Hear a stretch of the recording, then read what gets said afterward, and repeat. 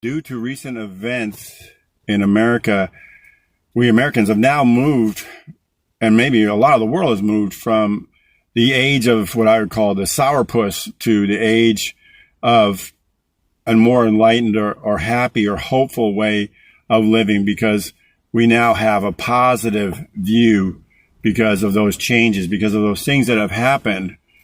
And if you don't know what sourpuss is, just look it up. It's basically living your life with an attitude that's kind of like, or angry, and all these negative emotions that people just walk around in constantly because they think everything's terrible. But there's an opportunity. There's always been an opportunity not to live like that.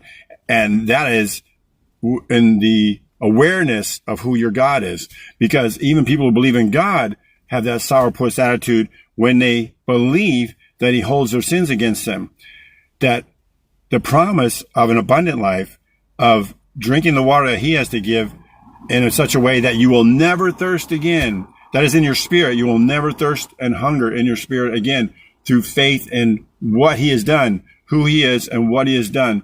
You can leave that old sourpuss way of living your life behind you, because that is the truth. He doesn't just promise, he fulfills promises. So this promise isn't ahead of us. It has now been fulfilled according to what he did. That's why he said it is finished. So we urge you to live that way, whether it's in the material world or, more importantly, in the spiritual world. Reject those doctrines of the world and traditions of men that tells you that you are in trouble with God. That's the sourpuss way. But you can live hopeful and happy, knowing that you are loved and that your God does not hold your sins against you, that that's in the past. He is not a God of the past. He is a God of the future. He is bringing you somewhere, and he is the God of the here and now. And here and now, he calls you chosen. He calls you loved. He tells you you're accepted in the beloved, which is himself. And the only thing you have to do to be in him is to trust him and not yourself, which I think is a pretty good bargain, because we're not very trustworthy no matter how hard we try.